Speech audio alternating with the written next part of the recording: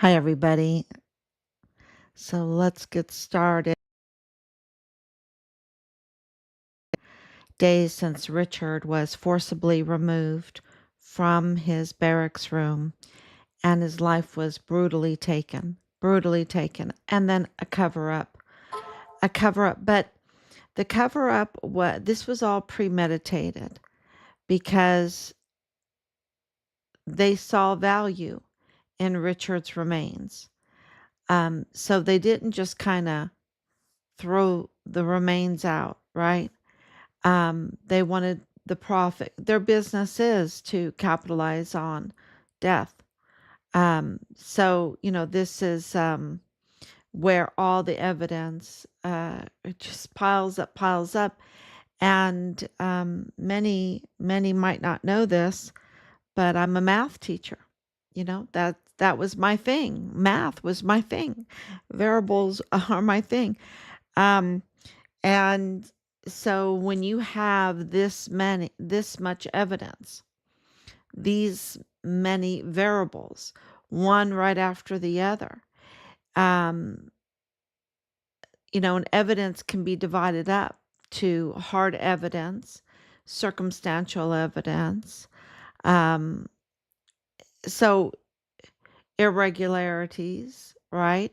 And you can factor that all in. Of course, you give a lot more weight, higher numbers to the hard evidence. But you also have all of the circumstantial evidence and the irregularities that you cannot dismiss. They also add into the equation and give you a probability, right? And so, and people love to play Powerball, right? People love to play Powerball. People love to, uh, you know, Richard and I, when we were in Ireland, I gave each of the kids 50 euros at this, it's kind of like amusement park, and they could just spend it on whatever they wanted. They were all pretty young adults, like in their teens, and we're in Northern Ireland, and just a fantastic old amusement center, and they had some games there, and of course you could play some of these chance games and everything. It was our family vacation, and like I mentioned about Richard being so beautiful on a horse, we there was horse riding up there, and the beach, the northern beach, where you have to wear a wetsuit. But it's just a marvelous place to go for our vacation. And we had a great time. And so it was Richard and I, we loved to play the chance games, right? The probability, the coins coming in and all that. So, everyone likes to do that. So you can't, when you look at circumstances and you look at all of the evidence, you have to weigh everything to get the probability. And we have so much evidence, y'all. And it's hard evidence, and it's circumstantial evidence, and it's irregularities. And what it has showed is that we are absolutely right. So when we say things and we're absolutely right, it's not because we're just grasping information or scenarios out of the air. No, it's because the odds are in our favor. The odds are in our favor because we have, and they're not even odds. The evidence confirms. The evidence confirms that with the hard evidence, with the circumstantial evidence, and with the irregularities, it confirms that we are right. And so, what I'm about to tell you today is just more of that evidence, and it's jaw dropping. It really is. And I think it's going to shake some people up with the Walmart case. We've known this for a long time, but You have to let the pain of losing a loved one, uh, you have to respect that. Um, and even criminals, you have to treat their remains with dignity because you cannot commit a sacrilege against Corpus Christi. It's really nothing to do with if the person was worthy or not, if they were a king or if they were a pauper. It has nothing to do with that. It has to do with made in the image of God, right? Made in the image of God. It makes everybody um, hold the highest value. Uh, their bodies hold the highest value. Um, and, this uh, mistreating the body and all of that, it really puts that into a proper place, doesn't it? It really does. So, because we're not our own.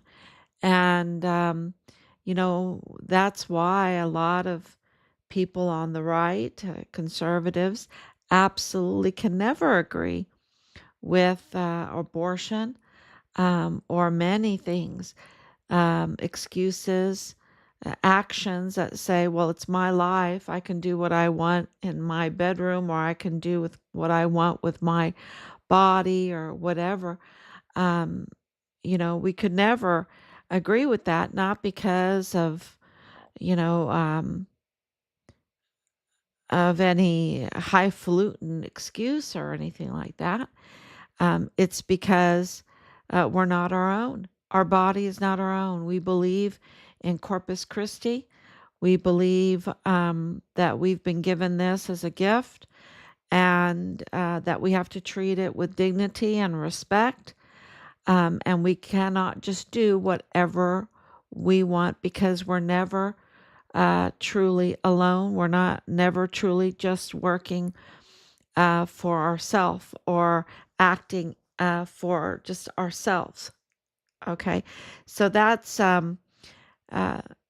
and that's what I taught Richard, all of our children. You're not your own. And so, you have to respect others and you have to respect yourself, right? You have to respect your own body. Um, so, being a math teacher and looking at all of these numbers and applying that to the evidence, um, it the number confirms confirms that we're right, that I can actually speak about it in a podcast. I can speak about the evidence in a podcast. And today, um, it's going to delve into a little bit about David Johnson. And I know that their family has been very, very active in the news. They've been given a platform in the news, which tells me something. It absolutely tells me something. Um, and of course, in the courts, they've been given a platform in the courts. And I want to send my condolences to the loss of their father, their loved one, grandfather, David Johnson. He was a victim in the Walmart mass shooting. And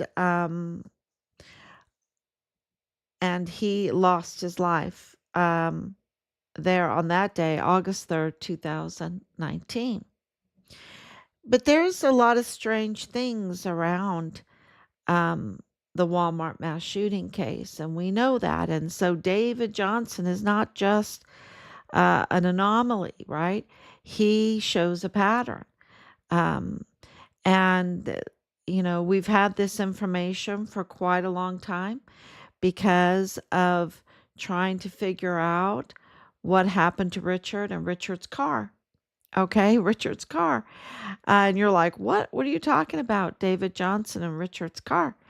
Um, but, clearly, um, there's a lot of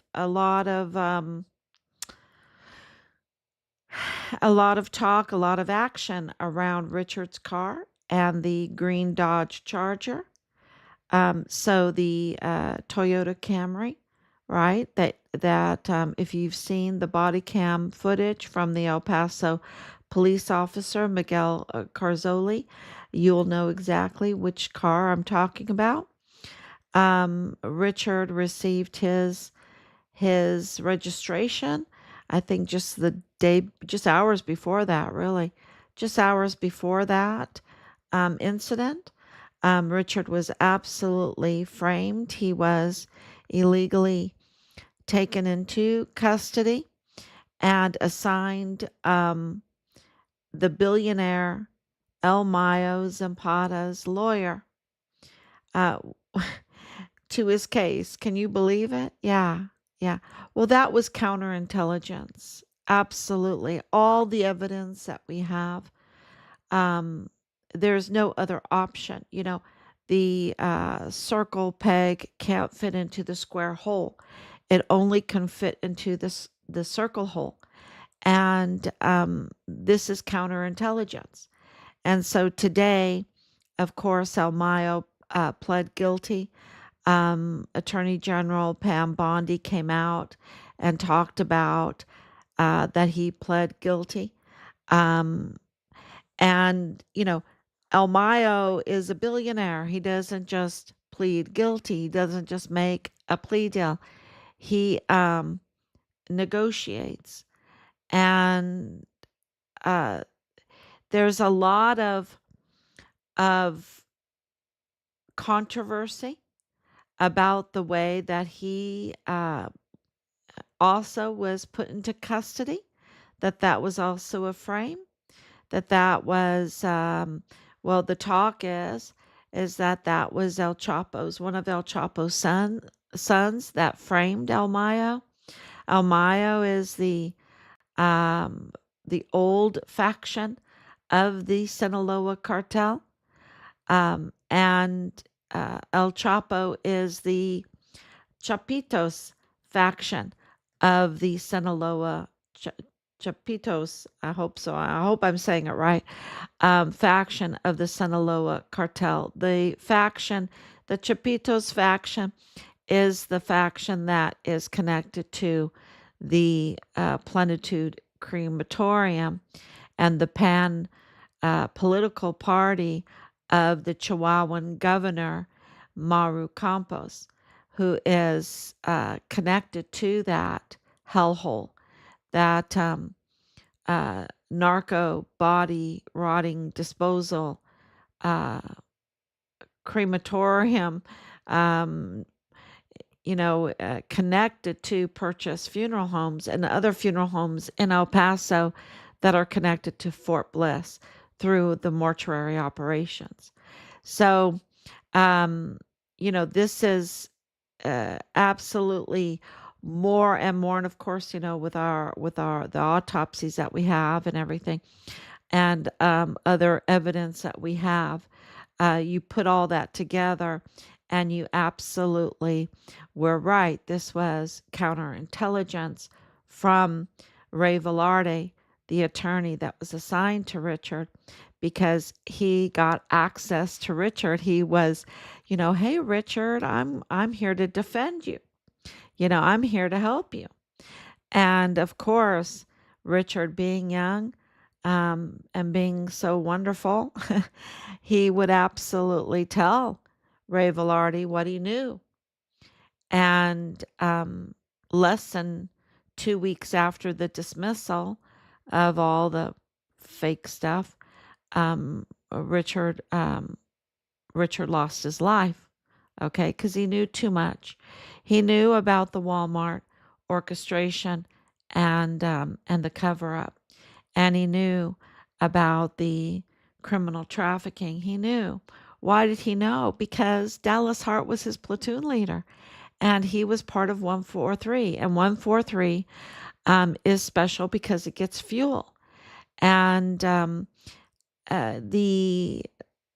soldier that does fuel, um, You know, the soldier that does fuel for 14380A on Fort Bliss is Kyle Eswick. Kyle Eswick, the owner, the previous owner of Richard's vehicle. Okay, he owned the Toyota Camry. Okay, he owned the Toyota Camry, and he's also one of those stripper dancers. Okay, exotic. They call them exotic dancers. He's an exotic dancer. Stripper dancer. Well, Dallas Hart's mother was receiving her mail at a strip joint called Dreams Cabaret. Um, you know, so you can say, "Oh my gosh, that's just a coincidence." No, it's called circumstantial evidence. It's called irregularities. It's called hard evidence. It's called put it all down. Put it all down. These are all things that need to be considered into the greater formulation, right? The formulation. All of these variables you need to list down in this investigation, um, and get the true probability of all of this. So Kyle Eswick, um, what are the chances that he is a soldier, that he is with fuel, that he is an exotic dancer, that he is the prior owner of Richard's vehicle? Um, and of course, that connects him to A&R Chavira Auto Group. And that is right across the street from the Walmart, the Cielo Vista Walmart, where court cases and law enforcement officers have uh, confirmed that Cielo Vista Walmart was a known hub for cartel activity. Okay, a known hub for cartel activity. So, what does this have to do with Johnson, with David Johnson? Um, well, because um, the Richard receiving the car um, was from the hands of a plan um, of Chavira's, of Bob Moore, right? Bob Moore. Um, yes, that Bob Moore of El Paso Matters. He's a suspect, okay? And he's absolutely connected to A&R Chavira Auto Group right across the street from the Walmart. Um, that's hard evidence because that's there. He can't deny it. Um, and Richard, uh, that vehicle was trafficked through A&R Chavira Auto Group after Richard lost his life. And Bob Moore used Leilani Hart, the exotic dancer, getting her mail at Dreams Cabaret. Uh, and she's a convicted criminal and the mother of Richard's platoon leader, Dallas Hart. Um,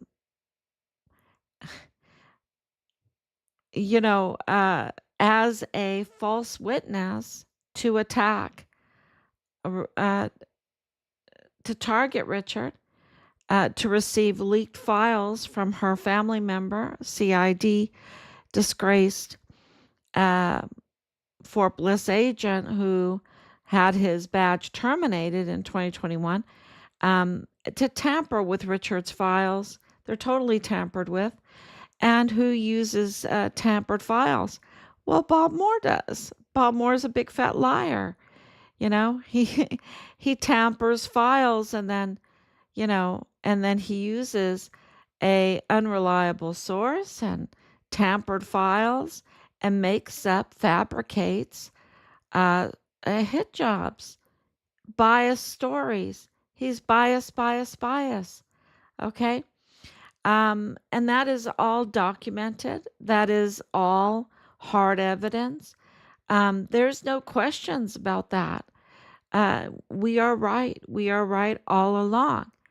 And, so what does this still have to do with David Johnson? Well, because Leilani Hart and Rosa Maria Valdez Garcia, another false witness, and a fraudster in the Walmart um, victims funds, right? And much more, much more. She's total fraudster, right? Totally connected to the Walmart mass shooting case and trying to profit off of it. Um, and right there in the case with Ernest Christopher Grant, who has a big part in all of this, was the media sweetheart, right? The media sweetheart. That was disgusting. Absolutely. He was arrested. He was arrested now for I don't know how many times he's been arrested. Three that I could tell you. He's a total criminal. And they used him, the media used him as a false witness to lie about, to conjure up the fake narrative about the Walmart mass shooting case. That's very clear. So, Rosa Maria Valdez Garcia is absolutely connected to Leilani Hart and Dallas Hart, and she's also connected family. I mean, this is all from 3905 Bliss Avenue to Danae Katzen Gonzalez Ambrose, um, and her husband, 14380A veteran, Jonathan Caleb Ambrose. They're all known to be fraudsters. They're all connected. They, this family was in the possession of Richard's credit cards after his death. Okay, and financial information. So, and of course, she claimed to be in insurance business. We know that they cashed in wherever they could, and of course are very connected to the VA. So what does this have to do with David Johnson? Well, because they're related, and they're related to Belen Rocha, who's related to Jesus Melendez. Jesus Melendez was the canine cop uh, who, made the parking lot stop, the without any probable cause except for for framing. Um, he is totally in this, setting Richard up with this car, with Bob Moore, with the Chaviras, um, to try to uh, discredit him. And how do they discredit him? They have to create a record. He is a stellar soldier. He, as President Trump made very, very clear in his letter, Richard is above stellar, right? He could not say more praises about our son, because when you look at Richard's record, it is so stellar. And when you see what they put him through, you have to say, oh my gosh, he is worthy of honor from every American. Worthy because of all the retaliation that he went through, and yet he's still standing at attention, right? An unwavering loyalty to his duty. Very clear in all of the evidence, all of the videos, all of what they did to him through the UCMJ and everything, and of course, the linchpin of the whole thing, the foundation of it, was this illegal arrest, right? This illegal arrest, that the key player in that, of course, is Belen Rocha and Jesus Melendez. And Jesus Melendez is the family of Raul Melendez, the son-in-law of David Johnson. So this cartel, and of course, it has been confirmed through the connections with Willie Moya and Arturo Alba that they are absolutely connected to the cartel. This is a cartel group. They're up to no good. They're also connected to Nadal Baim and Bradford Bugado, going in that direction too with all their LLCs and stuff. But they're connected to Raul Melendez, and that is the son-in-law of David Johnson. So not only do you have the Mayellas being family to Patrick Crucius, now you have this cartel group being close family to David Johnson. And that's really concerning. And it gets even more concerning because the variables start adding up, right? The variables start adding up. Um, and I want to make it very clear that, um, we send total condolences to the family of David Johnson, who lost his life. But our son lost his life too. And that's why we need to get to the bottom of this. Who shot David Johnson? Who orchestrated? Because it's very clear there's no other choice anymore. There's multiple shooters in the Walmart mass shooting, and it was orchestrated. And so, for the sake of justice for David Johnson, for the sake of justice of our son Richard Halliday, we have to get to the bottom of this. We cannot let something like this happen if it involves our military, which the evidence is making more and more clear that I can just tell you right now, the chances that the military was involved in the Walmart mass shooting is 99.99999%. Okay. There's just, I mean, um, uh, it's, it's absolutely confirmed that they're involved.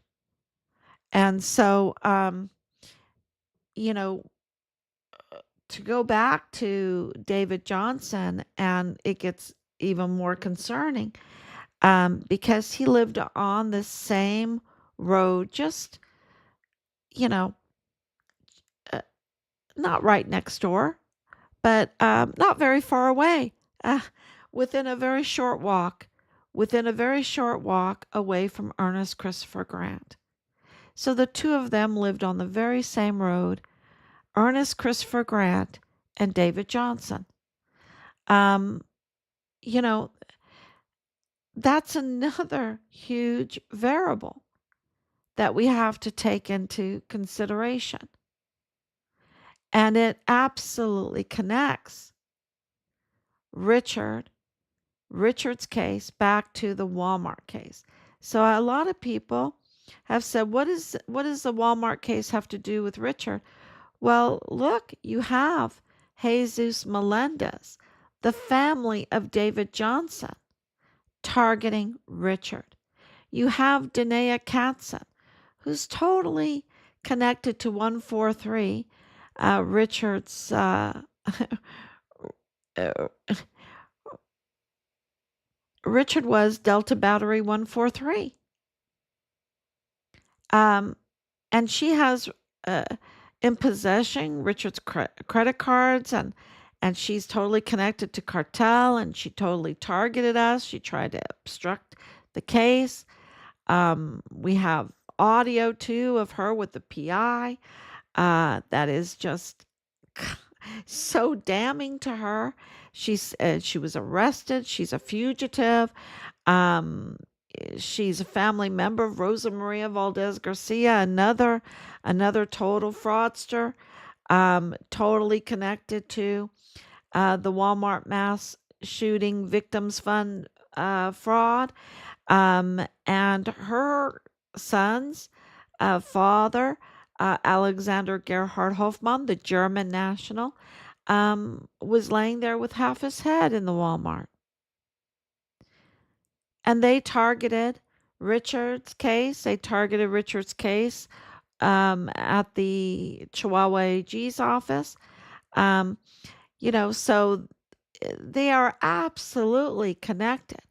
And every day, more and more evidence um, puts a probability uh, for certain things. And we have another huge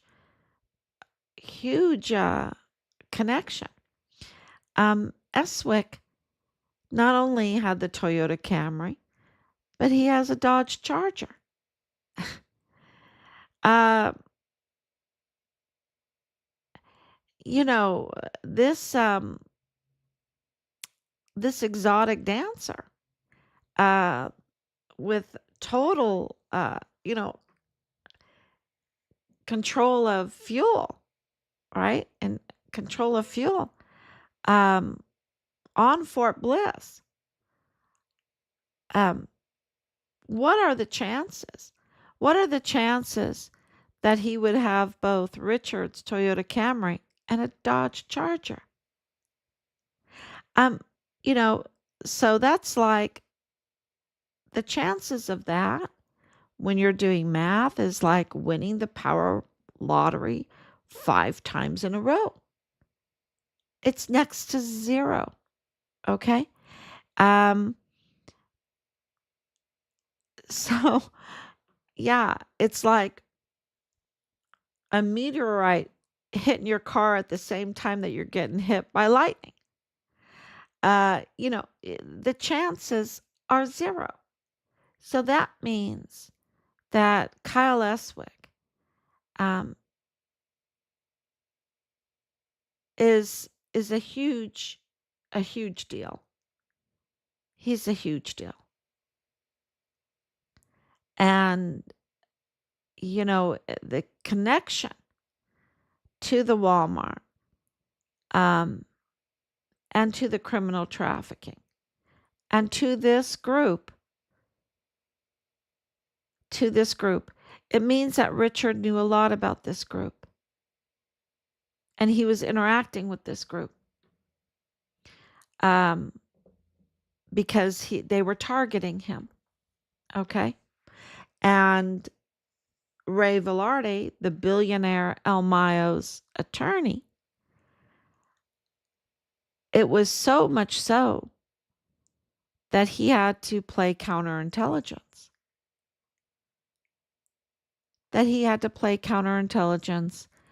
To see what Richard knew.